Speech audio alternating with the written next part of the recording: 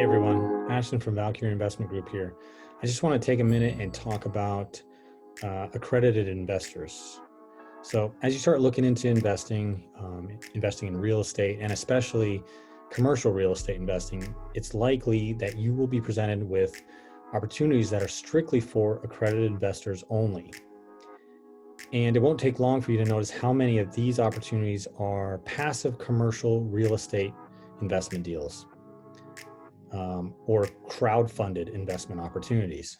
Now, these passive commercial real estate opportunities are publicly advertised and therefore limited to accredited investors only.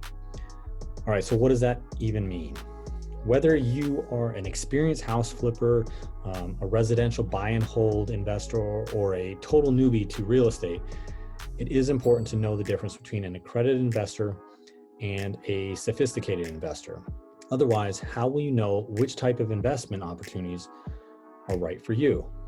So that's kind of what we're going to dive into here. Well, first off, let me clarify that neither of these titles require some sort of application, test, or approval process. Now, that being said, while the criteria is actually quite simple, you may need to provide proof of accreditation prior to actually investing in a large commercial deal, a syndication or whatever. All right, so qualifying as a accredited investor simply means that, first off, you have an annual income of $200,000 for the last 2 years, and you expect to earn at or above this for the coming year. Pretty simple. Now, if you're filing jointly, it's similar, except now you and your spouse should have made $300,000 over the last 2 years, or each year, sorry, over the last 2 years, and you expect to make the same for the coming year.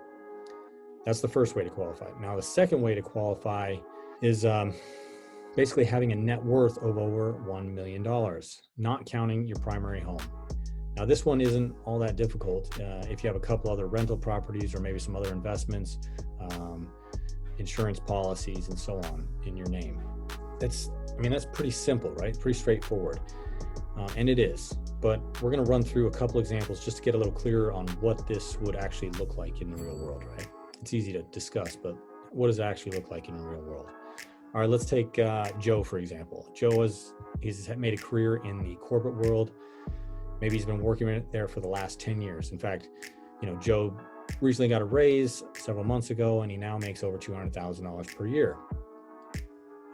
Joe's single, and he lives in his Southern California house worth over $1.5 million. And let's say Joe has approximately $700,000 in his 401k, and maybe another $350,000 between his savings and several brokerage accounts. Oh, and Joe still owes about $100,000 in student loan. All right, so is Joe accredited or is he non-accredited? Well, despite the fact that Joe makes $200,000 a year and expects to continue making that or above over the next few years, his annual income over the last 2 years has actually been below $200,000 a year. So qualifying through income is out. That one won't work. Now that should make sense, but what about his net worth, right? Well, let's add that up. So if we take Joe's $700,000 that he has in his 401k, we add that to $350,000 in his savings and brokerage accounts, then we minus $100,000 in student loans, we get a net worth of $950,000. And since that is still below the $1 million mark, Joe is unfortunately not an accredited investor. Pretty straightforward, right? All right, let's take a look at a married couple filing jointly. Let's take Jack and Jill, for example. We'll keep these names, fun. Jack is a doctor and makes about $285,000 per year. Let's say Jill is a stay-at-home mom and therefore has no taxable income. Their primary home is currently valued at around $800,000, but they also have a single-family home that they rent out worth about $500,000, and that home has about $300,000 in equity.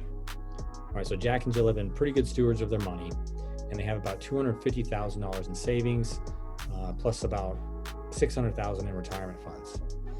Additionally, Jack just received another $250,000 as an inheritance. All right, so how does this one pencil out, right? Jack and Jill, are they accredited? Well, based on income alone, they don't qualify since their income is still below $300,000 a year over the past few years. But what about their net worth, right? After all, they have quite a few things going on for them here. All right, so let's add this up and see what they qualify for. All right, so they have a $500,000 single family rental. Now, minus the $200,000 mortgage, that leaves them around $300,000 there, plus $250,000 in savings, plus the $600,000 in retirement funds, plus the last $250,000 in inheritance money, puts them at a net worth of $1.4 million, which is obviously above the $1 million mark.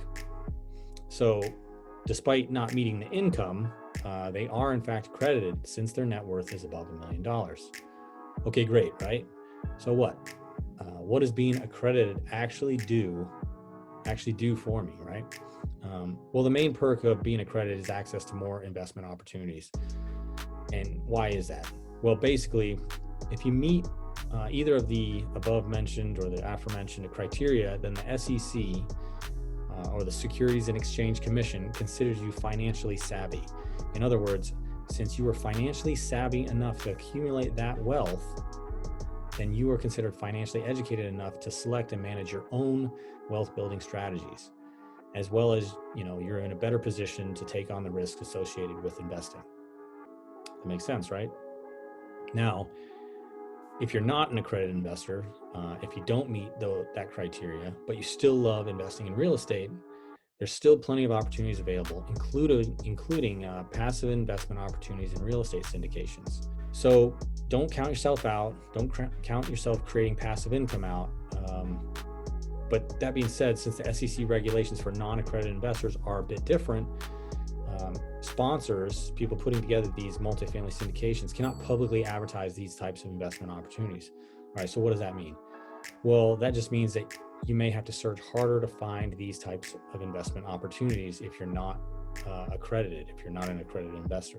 All right, pretty short and sweet. I hope that was helpful. Hopefully you understand what an accredited investor is and what that provides them as far as investing in real estate goes. As always, if you found this video informative, please remember to like it, subscribe, and share with anyone else you think this might benefit.